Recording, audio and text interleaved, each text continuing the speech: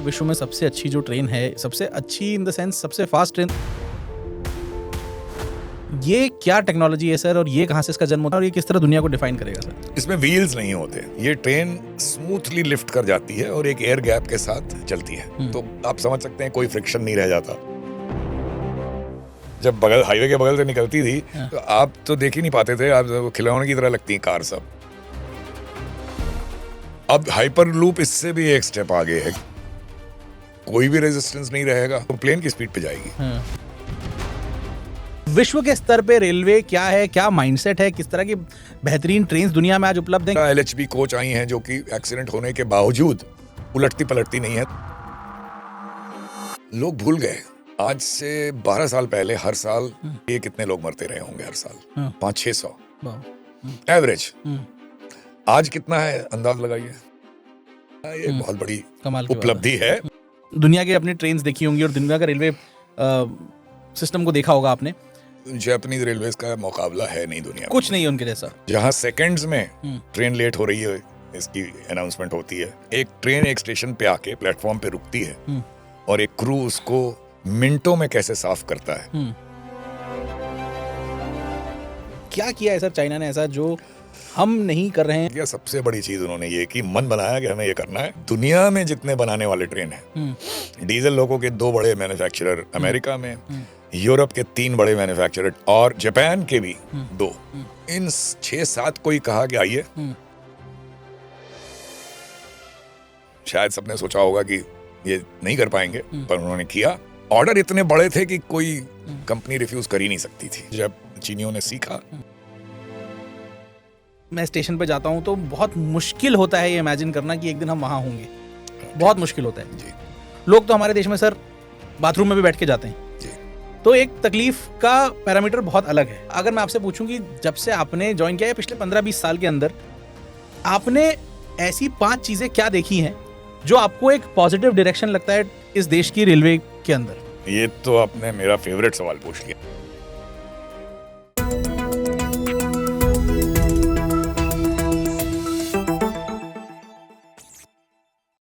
Sir बहुत बहुत स्वागत है आपका जेके सुपर पॉडकास्ट में। जब हमने ये पॉडकास्ट शुरू किया तब आपके साथ पॉडकास्ट किया, पहला साल था। दूसरे साल में फिर हमने आपके साथ पॉडकास्ट किया। तीसरे साल में फिर एक बार आपके साथ पॉडकास्ट करने का सौभाग्य मिल रहा है। पहली बार किया तो वंदे भारत के बारे में बात की, जिसमें आपका बहुत कमाल का योगदान है। दूसरी बार किया तो हिंदुस्तान की, भारत की रेलवे के बारे में बात की कि किस तरह इवॉल्व हुई। आज सर विश्व के स्तर पे रेलवे क्या है, क्या माइंडसेट है, किस तरह की बेहतरीन ट्रेन दुनिया में आज उपलब्ध हैं, किस तरह का लोगों का बिहेवियर है उसकी तरफ, इस पूरी दुनिया को आपके लेंस से, क्योंकि आपने दुनिया घूमी और आपने जिस तरह दुनिया को समझा होगा, हमें एक बहुत कमाल का आइडिया लगेगा। इस पूरी चीज़ को आपके साथ समझेंगे। तो जेके सुपर पॉडकास्ट में सर एक बार आपका बहुत बार स्वागत है सर। बहुत मेहरबानी, शुक्रिया, धन्यवाद। कैसे हैं सर आप? बस सब बढ़िया। सर वंदे भारत के बाद जीवन में क्या परिवर्तन है सर? और आज वंदे भारत जहाँ, अब तो स्लीपर वंदे भारत भी आ चुकी है, क्या है सर देश के अंदर, क्या आपका वंदे भारत को लेके एक टेक है सर? ये शायद पहले भी हम लोगों ने हल्की फुल्की इस बारे में बात की होगी जी। देखिए, जब वंदे भारत बनी थी तो ये इंटेंशन था कि दिल्ली से भोपाल के बीच में 160 किलोमीटर पे गाड़ी चल सकती है जी। वहां के लिए हम बना रहे हैं। अभी जितना टाइम लगता है उससे 1-1.5 घंटा कम लगे या 1 घंटा कम लगे, ये इरादा लेके चले थे हम। और ये था कि जब तक 2-3 ट्रेनें बन जाएंगी, 5 ट्रेनें, 10 ट्रेनें, दिल्ली से हावड़ा, दिल्ली से मुंबई, ये सब ट्रैक अपग्रेड होके 160 के हो जाएंगे। लेकिन वो नहीं हो पाया। सैंक्शन है, काम धीरे चल रहा है, बहुत से रीजंस हैं, उसमें ज़्यादा नहीं जाऊंगा। एक रीज़न ये भी है कि देखिए, एक ट्रेन की एक ऑप्टिक्स होती है। ट्रेन के साथ आप फोटो खींच सकते हैं, ट्रैक के साथ फोटो कोई नहीं फोटो कुछ बनेगी नहीं जी। तो एक कारण ये भी है। तो हुआ ये कि वंदे भारत तो एक के बाद एक बनती गई। आज 150 से ऊपर सर्विसेज हैं, लेकिन वो ऑप्टिमम स्पीड पे, ऑप्टिमम सर्विस पे नहीं चल पा रही हैं, क्योंकि 130 से 110 किलोमीटर पे चलती हैं। 160 की ट्रेन 180 पे टेस्टिंग और ज़्यादातर 130 पे चल रही हैं। और दूसरी चीज़ ये है कि इसमें आप किराया ज़्यादा लेते हैं जी। आधा घंटा ही सही, लेकिन आप जो टाइम बचाते हैं उसकी वजह से आप, और सर्विसेज की वजह से किराया ज़्यादा लेते हैं, तो क्लाइंटेल घटने लगेगी इंडिया के अंदर। मेरा अंदाज था कि 40-50 पेयर ऑफ सर्विसेज के बाद क्लाइंटेल मुश्किल हो जाएगी, और वैसा ही हुआ। अब 150 में मेरे ख्याल से कोई 1/3 सर्विसेज की पैटर्नेज बहुत पुअर है, लेकिन अब पॉलिटिकल रीजंस की वजह से या जो भी रीजंस हो, एस्पिरेशंस हो, चलाई जा रही हैं। इसलिए स्लीपर ज़रूरी थी जी। स्लीपर एक ट्रूली ओवरनाइट आपको पहुंचा सकती है। जैसे आप दिल्ली से मुंबई आज 5 बजे चलते हैं, 9 बजे पहुंचते हैं, तो एक दिन, आधा दिन आपका ख़राब होता ही है। जी। अगर आप 7 बजे चलाएं और 8 बजे तक पहुंचा दें, हाँ, तो बहुत से लोग शायद फ्लाइट के बजाय ट्रेन से जाएं प्रेफर स्लीपर करेंगे, में। बिल्कुल। उस लिहाज से स्लीपर बहुत ज़रूरी थी। वो 7-8 साल लग गए बनते, बहुत लेट हुआ, लेकिन अब आ गई है। तैयार है। तो आपको पता होगा, हावड़ा से गुवाहाटी पहली सर्विस चली है, और अब इस साल 8-10 और आएंगी, ऐसा सुनते हैं। तो एक तो बदलाव ये दिखेगा आपको कि ये स्लीपर शुरू की 8-10, बल्कि 20-25-30 जितनी आएंगी सब फुल जाएंगी जी। अगर वो ठीक जगह पे लगाई जाए। जी। इतना पोटेंशियल है। तो एक तो ये बदलाव है। इन जनरल रेलवेज में बदलाव आपको स्टेशंस में दिखेगा, जिसमें थोड़ा एडिफिस बनाने का ज़्यादा शौक है। एक फंक्शनली एफिशिएंट स्टेशन बनाने पे जोर कम है, बड़ी बिल्डिंग, शानदार बिल्डिंग, ये सब पे जोर ज़्यादा है। चलिए, वो भी ठीक है। एक सिटी सेंटर के लिहाज से एक बड़ी बिल्डिंग, अच्छी सुंदर बिल्डिंग बने, वो भी अच्छा है। पर आप इसी से अंदाज लगाइए कि सबसे पहला स्टेशन देश का जो मॉडर्नाइज होना चाहिए था, वो नेचुरली न्यू दिल्ली स्टेशन होना चाहिए। जी। कैप राजधानी है देश की, वो आज तक नहीं हो पाया। तो कमजोरियां हैं जिनकी वजह से नहीं हो पाता है। ये कॉन्ट्रैक्ट ड्रॉ आउट करते हैं जो आप ठीक से नहीं हो पाता है। तीसरा चेंज, हाई स्पीड। जी। दिल्ली से, सॉरी, अहमदाबाद से मुंबई 2014 में मोदी जी की वजह से शुरू हुई, वरना लोग डिबेट ही करते थे कि इंडिया में ज़रूरत नहीं है, और वो वाहियात बात है, इंडिया में ज़रूरत है। जी। तो मोदी जी की वजह से शुरू हुई। 2016 में सैंक्शन भी हो गया, लोन भी बॉटल अप हो गया, लेकिन आज 26 हो गया, 10 साल अभी 2031-2032 से पहले होने की उम्मीद कम है। तो बहुत पुअर एग्जीक्यूशन हो गया। जी। उसमें लैंड एक्विजिशन सबसे महाराष्ट्र में जब पिछली गवर्नमेंट थी वहाँ, तो वो दिक्कत एक थी, जी। लेकिन वो अब सब सॉल्व हो गया है। अब टाइम आ गया है कि बहुत तेजी से इस पे काम किया जाए। 7 कॉरिडोर ऑल इन्होंने अनाउंस किए हैं। तो उम्मीद की जाती है कि 500 किलोमीटर हर साल अगर बनाएं, तो हम ये कह सकते हैं कि अगले 7-8 साल में 3-4 हाई स्पीड रेल के आप सेक्शन देख पाएंगे। वो एक बहुत बड़ा बदलाव होगा। अब होगा कि नहीं, ये देखना है। अभी तक का रिकॉर्ड तो ये बता रहा है कि बहुत मुश्किल होगा, लेकिन उम्मीद पे दुनिया कायम है। ये चेंजेस हैं। और आप बताइए, आपको क्या चेंज दिखता है रेलवे सर, में? मुझे तो जितना भी मैंने वंदे भारत में सफ़र किया, और बहुत बहुत धन्यवाद आपका भी इस चीज़ के लिए, लेकिन मुझे तो आज के टाइम में इंडिया के अंदर सबसे जो प्रीमियम ट्रेन है, हालांकि जिस रूट पे मैं बहुत चलता हूँ उस पे तो अभी तक मुझे बराबर रिस्पांस मिला है। मैं तो काफ़ी खुश हूँ, बहुत एक्सटेंसिवली यूज़ करता हूँ सर वंदे भारत को। तो मैं तो इससे अभी तक काफ़ी आश्वस्त हूँ कि मुझे तो अच्छी ट्रेन लगती है। लेकिन हाँ, जो आप बात कर रहे हैं बिल्कुल सही बात है सर। सर, अगली जो चीज़ मैं आपसे पूछना चाहूँगा, ये पूछना चाहूँगा कि अगर आपने, क्योंकि दुनिया घूमी है सर, एक से एक रेलवेज़, मतलब दुनिया के अपनी ट्रेन्स देखी होंगी और दुनिया का रेलवे सिस्टम को देखा होगा आपने। सर, अगर कोई किसी देश के रेलवे सिस्टम को एक हफ्ता पढ़े, समझे, तो उस देश के बारे में क्या जाना जा सकता है? उसकी गवर्नेंस के बारे में, उसके सिविक सेंस के बारे में, उसके डिसिप्लिन के बारे में क्या क्या कहा जा सकता है सर? बड़ा अच्छा सवाल आपने पूछा। उस लिहाज से, हालांकि मुझे जापानीज रेलवे का बहुत कोई ज्ञान नहीं है, क्योंकि just like any other tourist मैंने यूज़ किया है जापानीज रेलवे, लेकिन इतना जो पढ़ा है उसके हिसाब से तो मैं यही कहूँगा कि अगर देश को समझना है, देश के इथॉस, देश के कल्चर, तो जापानीज रेलवेज का मुकाबला है नहीं दुनिया में। कुछ नहीं है उनके जैसा। अब आपको ताज्जुब होगा, अब जो रेलवे उभर के आ रही है और इन सबको चैलेंज कर रही है, और शायद दुनिया की सबसे अच्छी रेलवे, सबसे मॉडर्नाइज रेलवे बन रही है, वो चाइना की है। चाइना, मैगलेव, ये सब। मैगलेव तो है, इवन नॉर्मल ट्रेन्स भी सिस्टम। उनकी जी। तो जापान की ट्रेन्स का जो कल्चर है, जो अभी भी मेंटेन्ड है, देखिए सबसे पहली बात 1964 शिंकासन शुरू हुई, पहली बार हाई स्पीड ट्रेन दुनिया में आई 210 किलोमीटर पे 1914 में। तभी जब लोग वंदे भारत को वर्ल्ड क्लास बोलते हैं तो मैं उनको एज क्रिएटर मैं खुद बोलता हूं उनको कि ठीक है, अच्छी चीज बनी है, पर इसको इतना मत बढ़ा दीजिए कि ऐसा लगे कि आप अपने मुंह मियां पिट्ठू बन रहे बिना बात के। तो वो उन्होंने 1964 में बनाई, उसके बाद लगातार उसकी स्पीड बढ़ाते गए, और वो जो हाई स्पीड रिवोल्यूशन फिर दुनिया में आया, स्पेन, जर्मनी, फ्रांस, ये 4 कंट्रीज हैं जिनमें हाई स्पीड की शुरुआत हुई। मेरे ख्याल से 1990 तक इन चारों कंट्रीज में ठीक ठाक सर्विसेज चलने लगी थी। अब उसके बाद तो बहुत जगह आ गई। तो अगर आपके सवाल का जवाब बड़ा सिंपल है, रेलवे सिस्टम समझना हो या देश को समझना हो, तो जापानीज रेलवे में आदमी ट्रैवल कर ले, बहुत कुछ समझ में आ जाएगा। जहां सेकंड्स में ट्रेन लेट हो रही है, इसकी अनाउंसमेंट होती है कि आज ये 32 सेकंड लेट आ रही है, या हमारे यहाँ तो 32 मिनट भी कोई बड़ी बात नहीं है।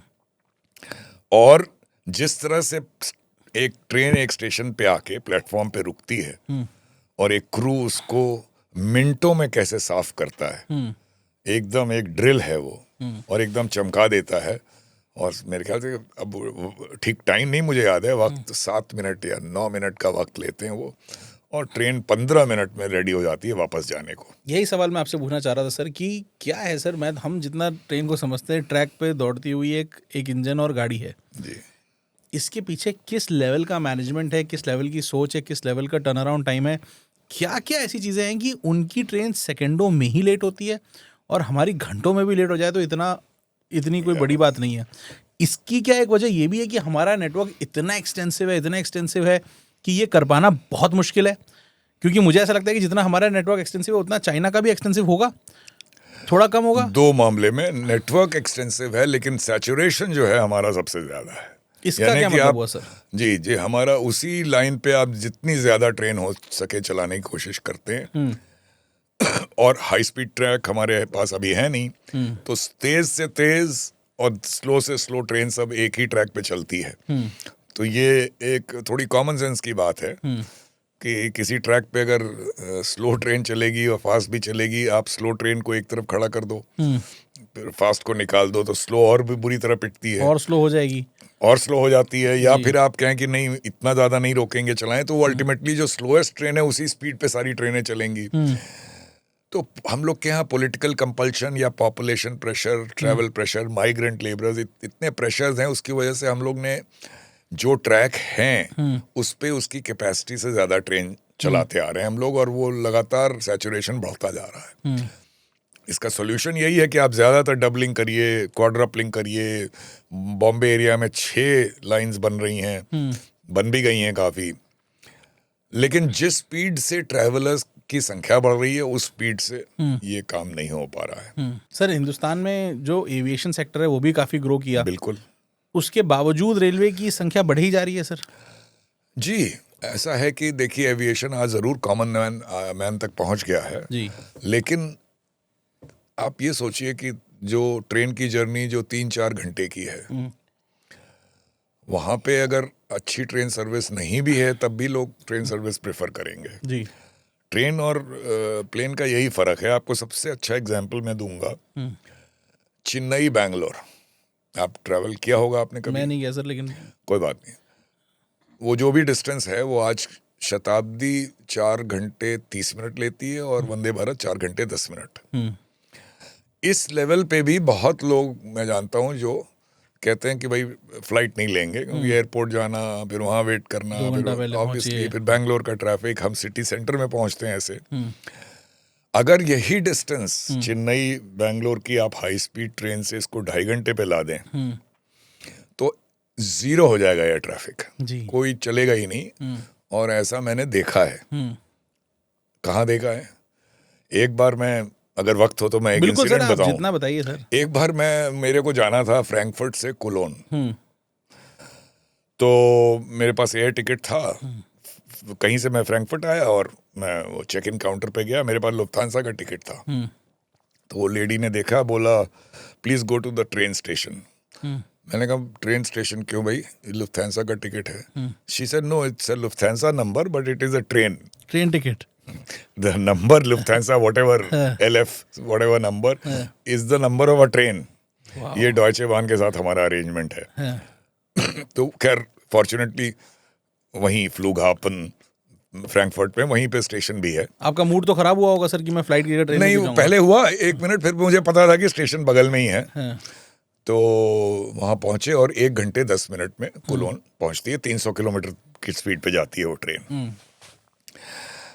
तो कहने का ये मतलब है कि अब वो लुफ्थांसा और कोलोन के बीच में जब 300 किलोमीटर है, आप कोई भी फ्लाइट लेंगे तो आपसे 3 से 4 घंटे का हिसाब किताब है।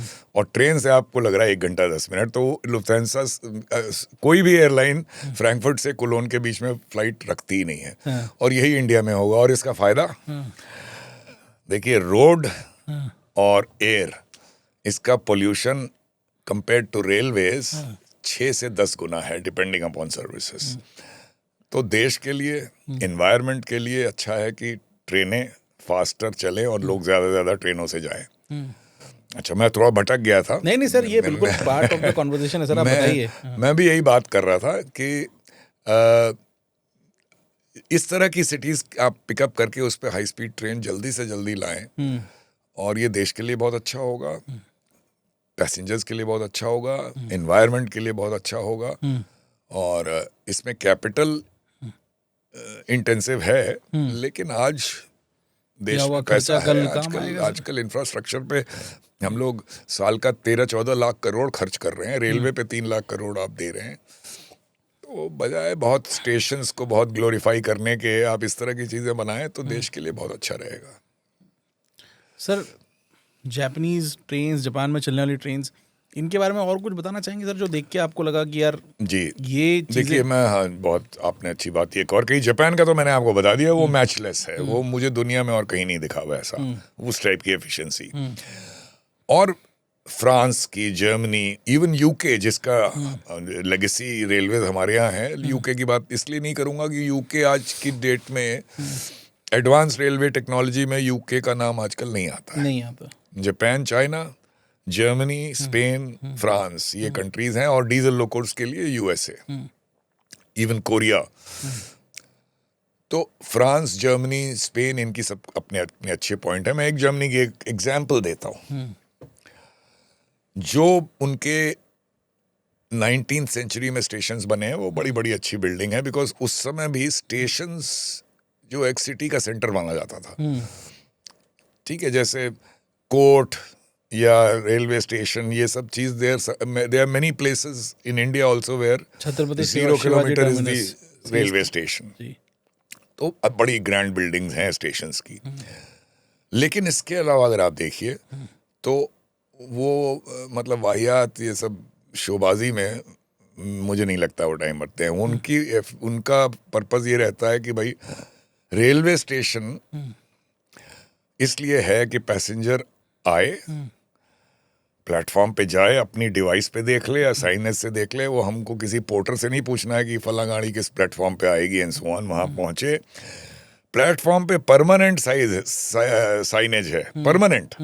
ये एफिशिएंसी देखिए, हम लोग तो सोच भी नहीं सकते कि कौन सी ट्रेन का कौन सा डिब्बा कहाँ पे आएगा। हम तो इतना दिखाते हैं आज एक बोर्ड लगा के, LED बोर्ड, कि यहाँ पे AC3 आएगा, यहाँ पे H1 आएगा, यहाँ पे A2 आएगा। उनका तो परमानेंटली लगा हुआ है प्लेटफॉर्म के कि ये ट्रेन का ये डिब्बा यहाँ पे आएगा। आप वहाँ पहुँच गए, ट्रेन आई, 2 मिनट पहले पहुँचिए। आप भाग दौड़ नहीं करना चाहते हैं, ट्रेन में चढ़िए, उतरिए और बाहर।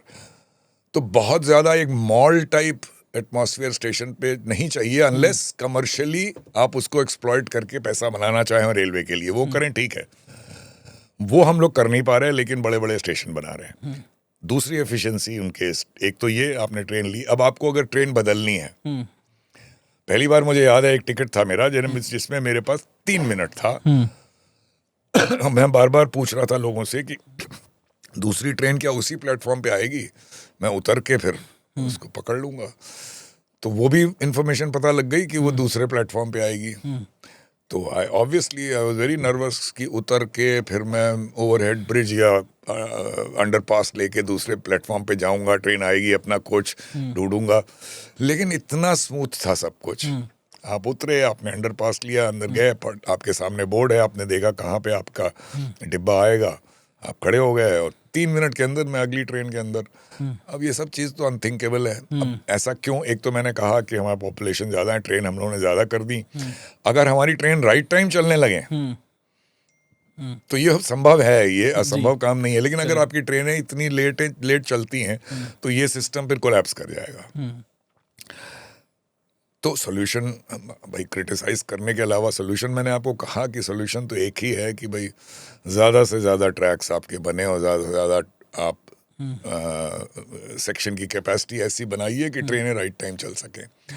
अगर ट्रेनें राइट टाइम चलेंगी तो वो सिस्टम आप भी अडेप्ट कर सकते हैं, उससे पहले नहीं कर सकते, बिकॉज इट विल कोलैप्स। पहला स्टेप ही ट्रेनों का राइट टाइम होना है, उसके बिल्कुल आगे 100%। बढ़ा और देते उसमें भी 2 चीज़ें हैं, एक छोटी चीज़ और ऐड कर दूं। स्लोएस्ट एंड फास्टेस्ट ट्रेन अगर सेम ट्रैक पे चलेंगी तो वो आपकी राइट टाइम नहीं चल पाएगी, कभी नहीं चल सकती। तो क्या तरीका है? ये डॉक्टर श्रीधरन जो सबसे well known man of railway India. Man हुए हैं, आज तक उनसे बड़ा रेलवे मैन कोई मेरी नज़र में तो नहीं है। उन्होंने जब पहले ये फ्रेट कॉरिडोर बन रहे थे तभी कहा था कि ये मत बनाइए, आप डेडिकेटेड पैसेंजर ट्रैक बनाइए, सारी तेज ट्रेनें उस पर चलाइए, और ये जो मालगाड़ियां हैं आपकी और जो स्लो पैसेंजर ट्रेन हैं जो लगभग अभी ठीक है, स्लो पैसेंजर ट्रेन मान लीजिए 100 पे चलती है और गुड्स ट्रेन 70 पे चलती है, इसको ट्रैक इंप्रूव करके, गाड़ियां इंप्रूव करके सबको एक ही स्पीड पे चलाइए। 100, 110 हो सकता है, ये टेक्निकली संभव है। तो आपकी ट्रेनें यहाँ भी राइट टाइम चलेंगी और आपकी हाई स्पीड तो राइट टाइम चलनी है, वो डेडिकेटेड ट्रैक है। वो मॉडल अडॉप्ट करना था उनके हिसाब से। थोड़ा बहुत हम लोग लगता है उस मॉडल की तरफ अब जा रहे हैं। इस बार जो 7 अनाउंस किए इन्होंने हाई स्पीड, लेकिन एक फ्रेट कॉरिडोर भी अनाउंस कर दिया। अब मैं तो नहीं, फ्रेट कॉरिडोर के फेवर में नहीं हूँ एकदम जी। आपको डेडिकेटेड पैसेंजर ट्रैक्स बनाने हैं, फंडिंग, आपके पास पैसे हैं और आप फंडिंग अरेंज कर सकते हैं, उस पर काफ़ी सिंसियरली काम होना चाहिए। और चाइना का एग्जाम्पल आपके सामने है।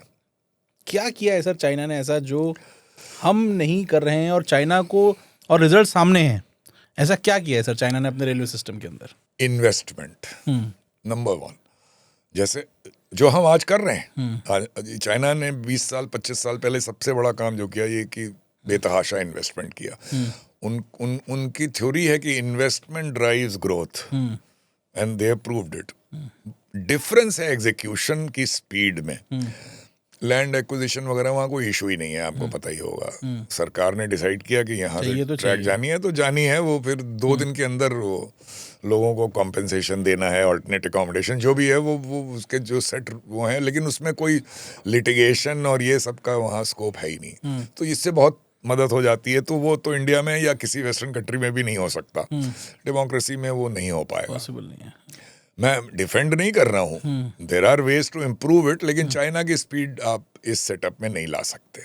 तो सब आपने पूछा कि उन्होंने क्या किया, सबसे बड़ी चीज उन्होंने ये की, मन बनाया कि हमें ये करना है, इन्वेस्टमेंट अरेंज किया और एग्जीक्यूशन चालू किया। ये सिविल वर्क्स के रेफरेंस में ज्यादा बोल रहा हूँ। ट्रेन्स के बारे में चूंकि उन्होंने कहा हमें इन्वेस्ट करना है, उन्होंने दुनिया में जितने बनाने वाले ट्रेन हैं, डीजल लोगों के 2 बड़े मैन्युफैक्चरर अमेरिका में, यूरोप के 3 बड़े मैन्युफैक्चरर ट्रेन्स के, बम्बार्डिये उस समय अलग था, एल्स्टम, सीमेंस, और जापान के भी 2, इन 6-7 को ही कहा कि आइए हम आपको ऑर्डर देते हैं, ह्यूज नंबर, आइए बनाइए, यहाँ हमारे लोग आपके साथ बैठेंगे और सारी इंफॉर्मेशन आपसे निकाल लेंगे।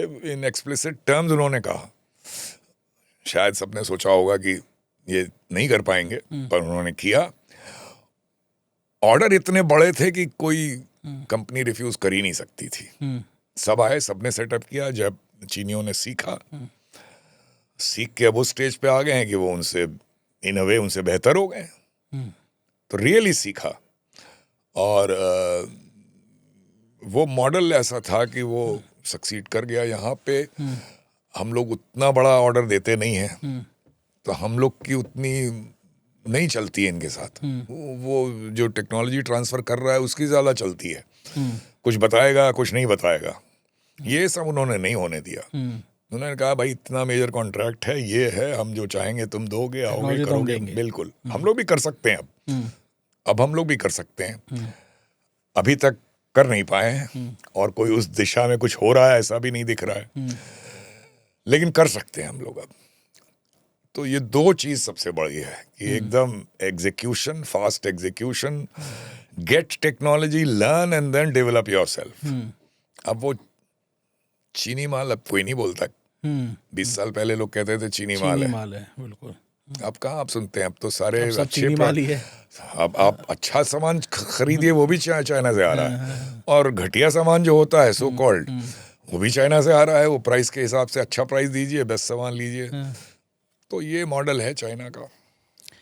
सर 2 सवाल पूछना चाहूँगा, इसके बाद में थोड़ा आपसे मैगलेव के बारे में पूछना चाहूँगा। पहला सवाल तो मैं पूछना चाहूँगा कि सर आपने अब जर्मन रेलवे माइंड्स भी देखे होंगे, जापानीज रेलवे माइंड्स भी देखे होंगे, चाइनीज़ रेलवे माइंड्स भी देखे होंगे, फ्रेंच रेलवे माइंड्स भी देखे होंगे, और इंडियन रेलवे माइंड्स भी देखे हैं। जी। सर ऑब्जेक्टिवली अब आप इनको अगर कंपेयर करें तो क्या हम किसी से कम हैं? मैं ये इस सेंस में नहीं पूछ रहा हूँ कि आपको एक प्राइड के साथ ही इसको बताना है कि हम किसी से कम नहीं, एक ऑब्जेक्टिवली एक सही तरीके से क्या हम किसी से कम हैं? अगर नहीं है तो क्या वजह है कि हम कुछ नहीं कर पा रहे, और अगर हैं तो किस तरह से हम उस तरह अपने आप को डेवलप कर सकते हैं? ये तो आपने मेरा फेवरेट सवाल पूछ लिया। देखिए, बताइए। हमारे यहाँ दो तरह के लोग हैं। पहले इंडिया से शुरू करते हैं। क्योंकि सर मैं इसलिए बोल रहा हूँ कि आप भी यहाँ पर हैं, जी जी श्रीधरन सर भी यहाँ पर हैं, जी। एक से एक लोग यहाँ पर हैं, तो वो ट्रेन है, वो सिस्टम क्यों नहीं है? तो हमारे यहाँ दो तरह के लोग हैं। एक तो ये कहते हैं कि हमसे नहीं होगा, और क्यों टाइम वेस्ट करो, सब कुछ अवेलेबल है, खरीद के ले आओ, हमसे नहीं होगा। एक है कि हमसे सब कुछ हो जाएगा। मेरे हिसाब से दोनों गलत है। बीच की बात है ये कि हमारा अभी दिमाग, हमारी कैपेबिलिटी, हमारी एक्सपर्टीज जर्मन या जापानीज माइंड के बराबर नहीं पहुंच पाई है। लेकिन अगर गैप बहुत ज्यादा है तो आप जरूर बाहर से लाइए, सीखिए, कोशिश करिए टेक्नोलॉजी ट्रांसफर। लेकिन अगर गैप ज्यादा नहीं है तो आपके लोगों में इतना दम है कि उस गैप को ब्रिज करें, और स्टेप बाय स्टेप प्रोसेस में अगर आप इसको 5-5 साल के गैप में बढ़ाते जाएं तो मेरे हिसाब से 10 से 15 साल में आप वहां पहुंच सकते हैं जहां वो उस समय होंगे। ये नहीं कि वो वहां पहुंचेंगे जहां जो है, उस समय जहां होंगे। जी। तो लेकिन करना क्या है इसके लिए? सबसे बढ़िया एग्जाम्पल मैं वंदे भारत का ही ले लूं। तो जब वंदे भारत बनी तो हमको लगा कि हम लोग ने अच्छा काम किया है। मैंने पहले ही भी कहा, लेकिन हमने कोई वर्ल्ड क्लास ट्रेन नहीं बना दी थी, गैप था वर्ल्ड क्लास। हमने एक चीज करके दिखाई कि ये भी यहाँ हो सकता है, इंपोर्ट करने की जरूरत नहीं है। लेकिन अब 180 से 220 जाने के लिए आपको 5 साल और चाहिए। 220 की बना के आप जब टेस्ट कर लेंगे, बशर्ते कि आपके पास ट्रैक हो, जबकि मुंबई अहमदाबाद के बीच में होगा, उससे 5 साल बाद आप फिर हाई स्पीड पे पहुंच सकते हैं 300 तक। 10 साल का हिसाब किताब है, और वो 10 साल लग के करना पड़ेगा, बिना किए नहीं होगा वो। तो आपके सवाल का जवाब ये सिंपल है कि हम उनसे आज की डेट में कम हैं, लेकिन हम हमेशा कम रहेंगे ऐसा नहीं है। अगर हम कोशिश करें तो 10 साल में हम वहां पहुंच सकते हैं। जी सर मैं बहुत फैसिनेट होता हूँ डॉक्टर श्रीधरन से। जी। आपने बहुत क्लोजली उनके को जाना होगा सर। क्या है सर उनके बारे में खास जो उनको इतना कमाल का व्यक्तित्व बनाता है? रेलवे को लेके उनका क्या वो एक फिलोसोफर हैं? मुझे नहीं, मेरे हिसाब से जितना मैं समझाऊं, देखिए उनके अंडर में काम नहीं किया मैंने, उनसे मिला हूं कई बार और उनकी चीजें पढ़ी हैं। दो चीजें हैं जो उनको सबसे अलग करती हैं। एक एग्जीक्यूशन। आमतौर पे सरकारी एग्जीक्यूशन के बारे में मुझे आपको बताने की ज़रूरत नहीं है, आपको पता है जैसे होता है, और हर चीज़ नहीं करने के बहाने आपको मिल जाएंगे। लैंड एक्विजिशन नहीं हुआ, कॉन्ट्रैक्टर भाग गया, तमाम बहाने हैं। रूल्स रेगुलेशन में ये दिक्कत है, और विजिलेंस आ जाता है, और तमाम दिक्कतें हैं।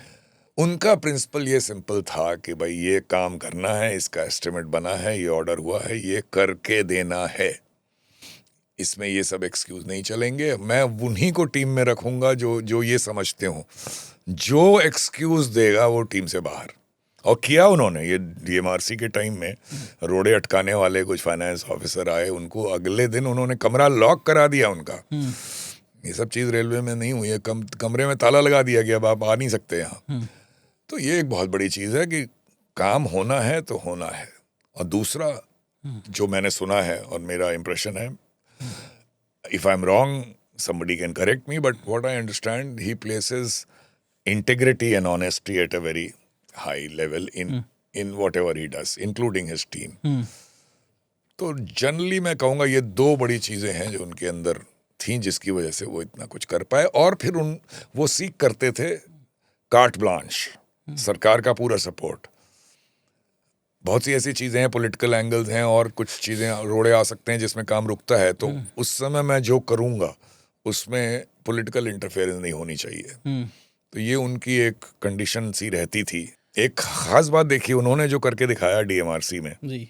इंडिया में प्रोजेक्ट कभी स्पीड से नहीं होते थे, उसका असर देखिए कि आज भी वो लेगेसी है श्रीधरन साहब की, कि आज भी मेट्रो प्रोजेक्ट जो हैं कंट्री में और प्रोजेक्ट्स के मुकाबले ज़्यादा स्पीड से होते हैं। लखनऊ जैसी जगह में, उत्तर प्रदेश में, मेट्रो 3 साल में बन के तैयार हुई। अनथिंकेबल है यूपी जैसी जगह में। आज की डेट में अगर कोई मेट्रो बना रहा है तो सबसे पहला ये क्लेम करना चाहता है कि मैं बहुत जल्दी बनाऊंगा।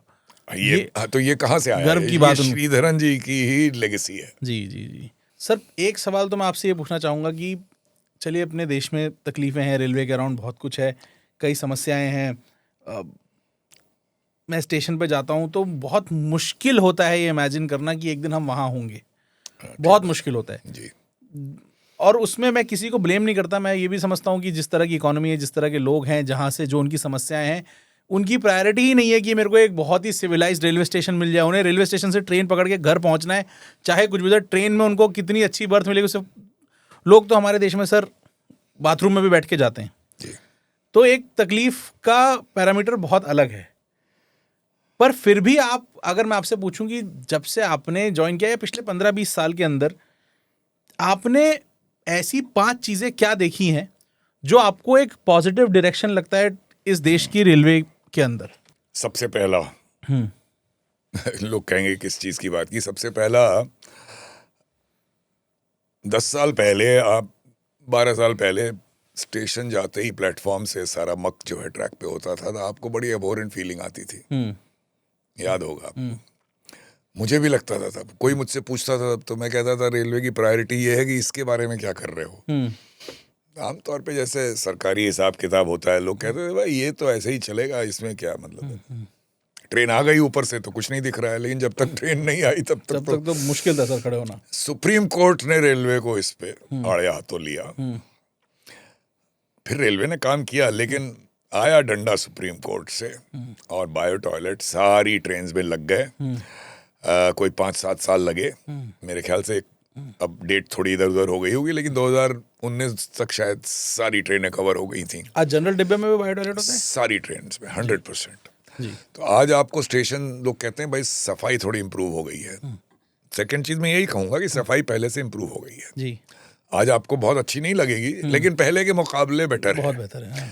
उसका एक रीजन ये भी है कि आपको ट्रैक साफ दिखता है और थोड़ा सफाई पे ध्यान ज्यादा हुआ। ये 2 चीजें हो गई, सफाई मतलब ट्रैक साफ हो गए, बायो टॉयलेट्स लग गए, स्टेशंस भी क्लीन हो गए। तीसरी चीज जो अगेन थोड़ी स्लो आई, लेकिन फर्क पड़ गया, क्योंकि हमने वो जमाना देखा था कि जब आप यहाँ से, अगर आपको बॉम्बे जाना है तो यहाँ से जाने का तो आपका कुछ, आपने टिकट खरीद लिया, वेटिंग लिस्ट या जो भी है, लौटने का टिकट के बारे में आपको कुछ पता नहीं होता था कि वो रिजर्वेशन मिलेगा कि नहीं। वो वायर जाता था। तो सिंधिया साहब के टाइम में ये पैसेंजर रिजर्वेशन शुरू हुआ। धीरे धीरे वो आज इस डेट में आ गया है कि शायद 75% टिकट अब ऑनलाइन बुक होते हैं। आप जाके स्टेशन काउंटर पे, पे बहुत हाँ कम, अभी जी। शायद और ज्यादा बड़ा नंबर हो गया होगा। और दूसरा, अब टिकट खरीदने का भी इंतजाम, वो रेल वन ऐप आ गया है। पहले यूटीएस का अलग मोबाइल ऐप था, उससे आप कोई भी अब टिकट आप अपने उस पर खरीद सकते हैं। तो एक ये बड़ी एक चीज डिफरेंस आ गया है कि आपको लाइन लगा के टिकट नहीं लेना है। 3 चीजें हुई। चौथी, थोड़ी मैं ये कहूंगा कि अब चूंकि स्पीड नहीं बढ़ी है तो कहना बहुत ठीक नहीं है ये, लेकिन ओवरऑल थोड़ा ट्रेन्स में इम्प्रूवमेंट आया है है, सर, जी, थोड़ा है, बहुत ज्यादा बोलने वाला नहीं है। वंदे भारत से अलग बात कर रहा हूँ मैं, वंदे जी। भारत तो एक है ही।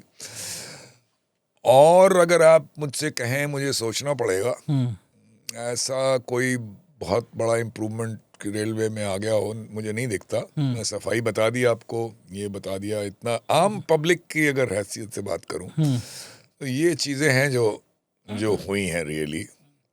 एक और चेंज है, एक इम्पॉर्टेंट चीज छूट रही थी जो लोग नहीं समझते हैं। लोग, 2 आदमी भी मरते हैं तो आज 24 चैनल उसको रिपोर्ट करते हैं, 100 लोग उसको सोशल मीडिया पे रिपोर्ट करते हैं, और सारे देश में लगता है कि रेलवे ने कमाल कर दिया। इतनी बुरी हालत है रेलवे की कि 2 आदमी मर गए इसमें। और लोग भूल गए, आज से 12 साल पहले हर साल, आपसे ही पूछता हूँ, एक अंदाज करिए कितने लोग मरते रहे होंगे हर साल? 700-800। जी हाँ, 500-600 वाह। एवरेज। आज कितना है अंदाज लगाइए? 30-40। 20।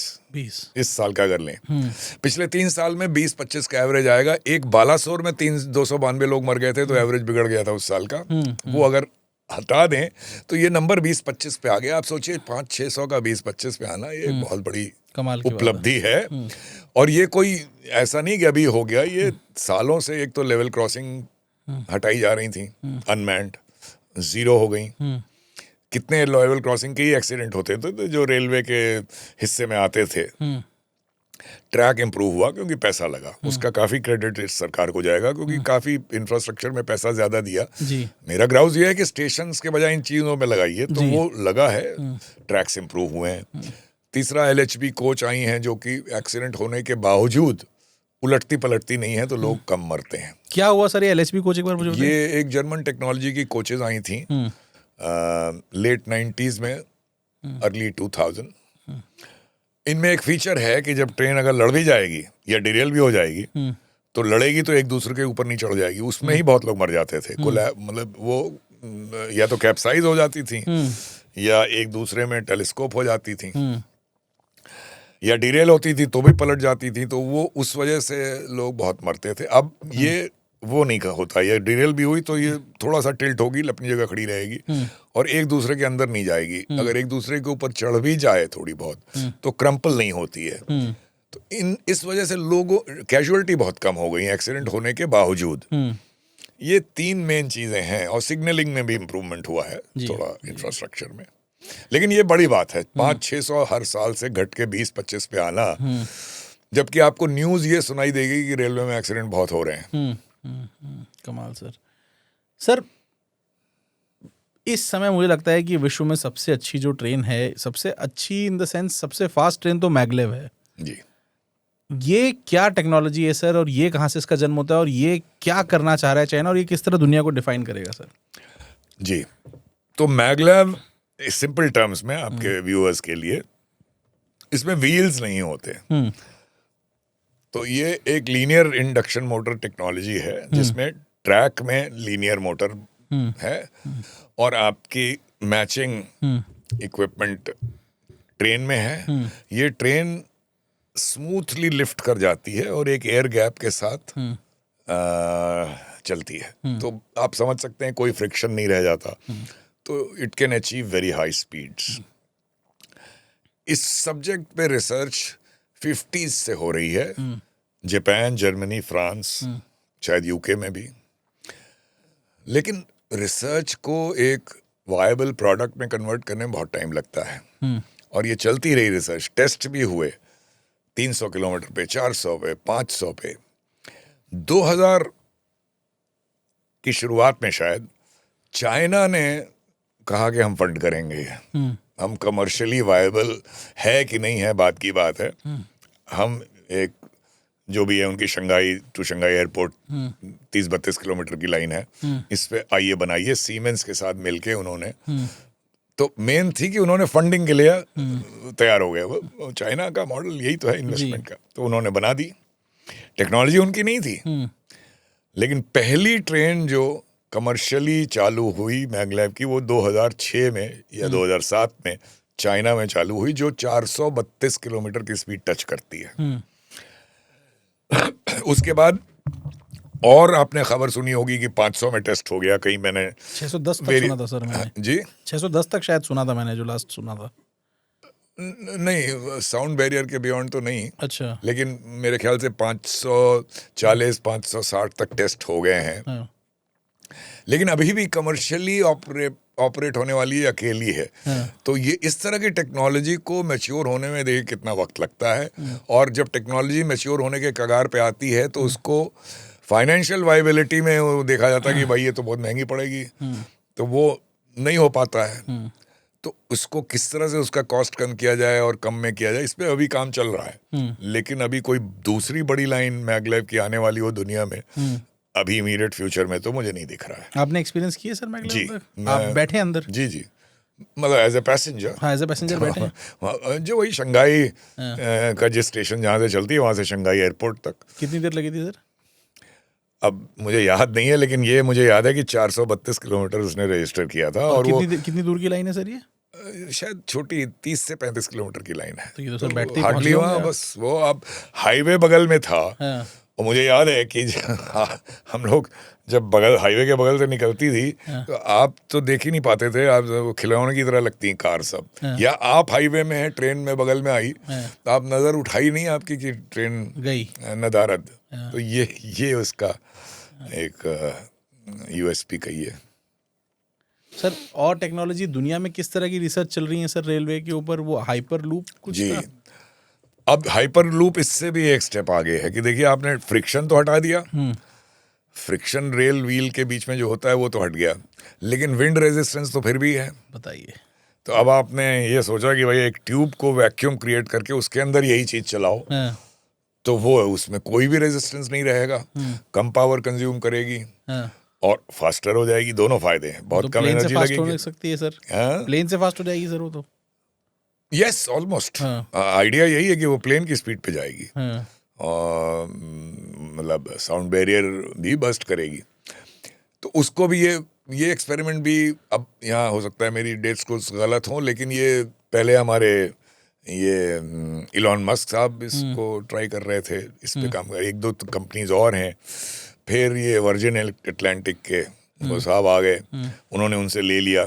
शायद इलॉन मस्क को लगा कि इसकी कमर्शियल वायबिलिटी नहीं है। पहली बार आदमियों को बैठा के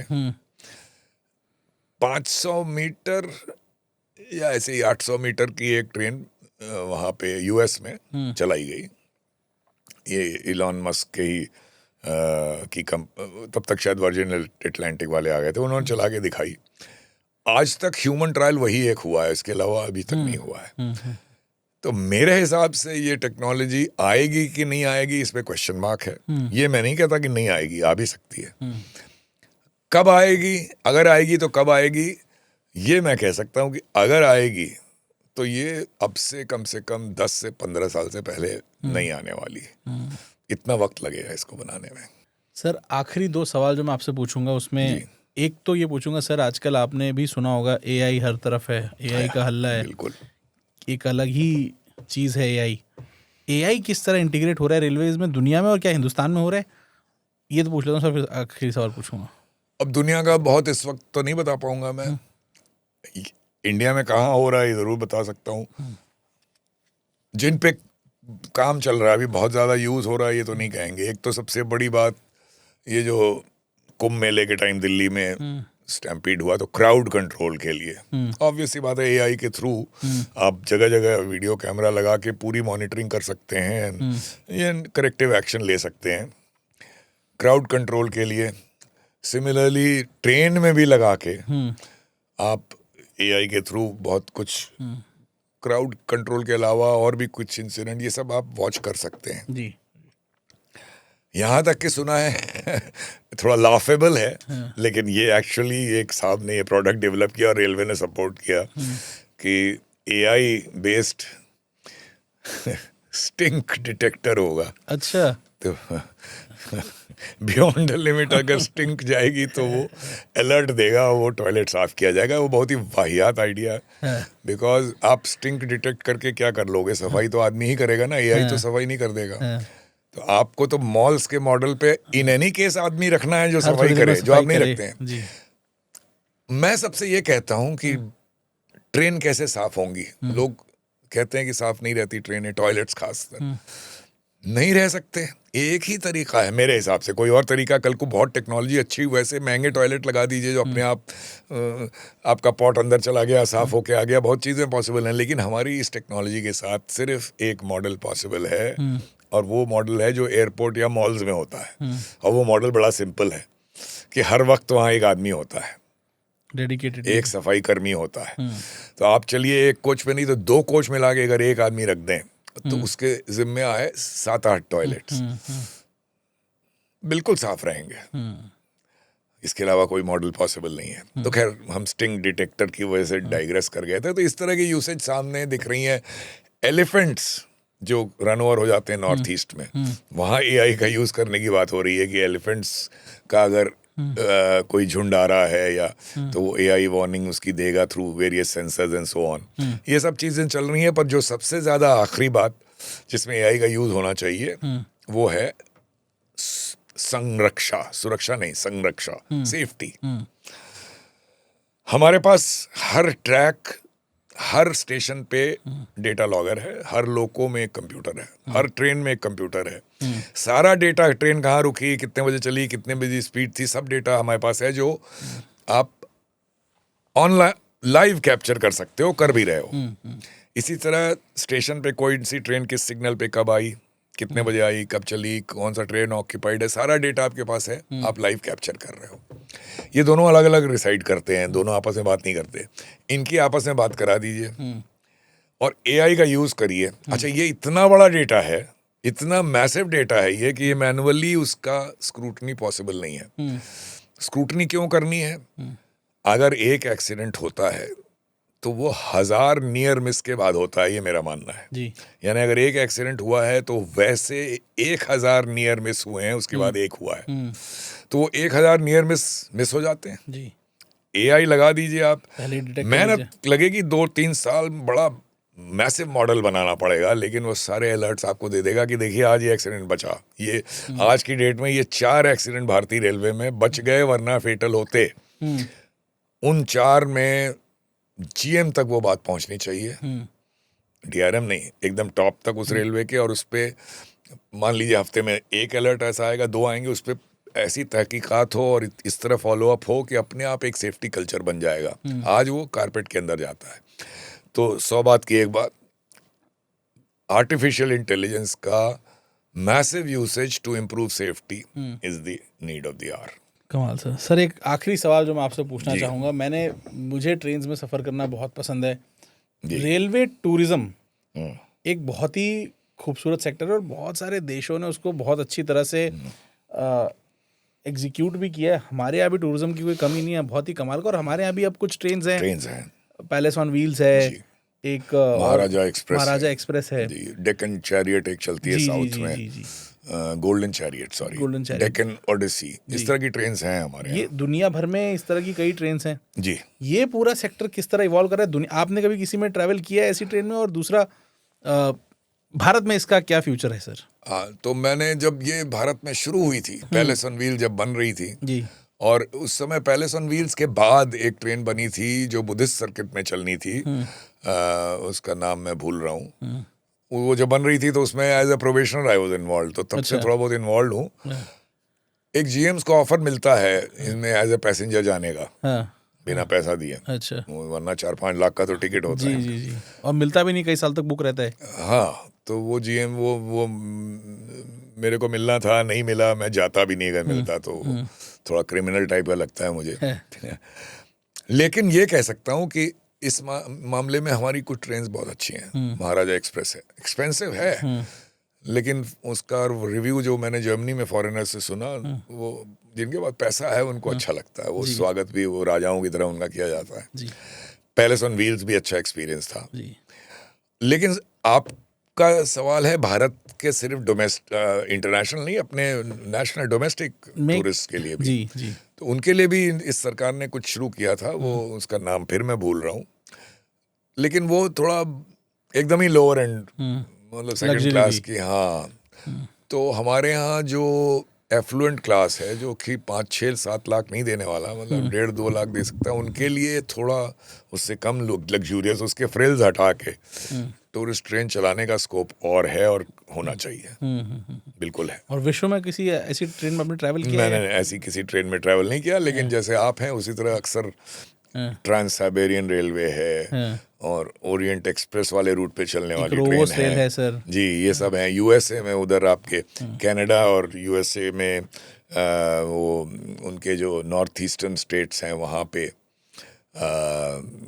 इस तरह की बहुत सी ट्रेन्स के बारे में आता रहता है। इधर आपके साउथ अमेरिका में भी हैं, एंडीज माउंटेन्स पे, लेकिन मैं किसी पे मैंने ट्रैवल किया नहीं है। सर ये रोवोस रेल जो एक मॉडल है वो किसी प्राइवेट कंपनी की ट्रेन है, ऐसा हिंदुस्तान में कुछ पॉसिबिलिटी है सर? ये सब सरकार? हाँ, वो जितनी है मेरे ख्याल से सब कोई प्राइवेट ऑपरेटर ही चला रहा होगा, बिकॉज वो ऑब्वियसली गवर्नमेंट के बजाय एक हॉस्पिटैलिटी इंडस्ट्री का चलाए तो अच्छा चलाएगा। हमारे यहाँ आधा आधा है, मतलब आप समझिए आता है, जो कि गवर्नमेंट नहीं है स्ट्रिक्टली, लेकिन है तो पीएसयू। करेक्ट। उसमें एफिशिएंसी लाने के लिए it should be thrown open to private sector. This is what I believe.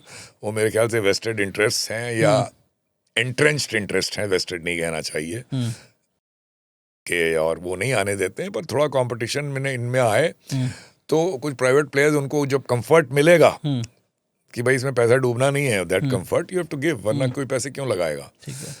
Profit वो कमाएगा, आपको भी देगा आधा उसमें। ऐसा मॉडल आप बना के अगर कंफर्ट दीजिए तो मेरे ख्याल से बहुत अच्छी प्राइवेट ट्रेन्स चल सकती हैं जो सक्सेसफुल भी होंगी। सर बहुत बहुत धन्यवाद आपका जेके सुपर पॉडकास्ट में एक बार फिर से आने के लिए। अब मुझे ऐसा लगता है कि मैंने अपनी ट्रिलॉजी आपके साथ कंप्लीट कर ली है, दुनिया के रेलवे सिस्टम को समझ के, भारत के रेलवे सिस्टम को समझ के और वंदे भारत को समझ के। बहुत ही कमाल के 3 पॉडकास्ट मैंने आपके साथ किए।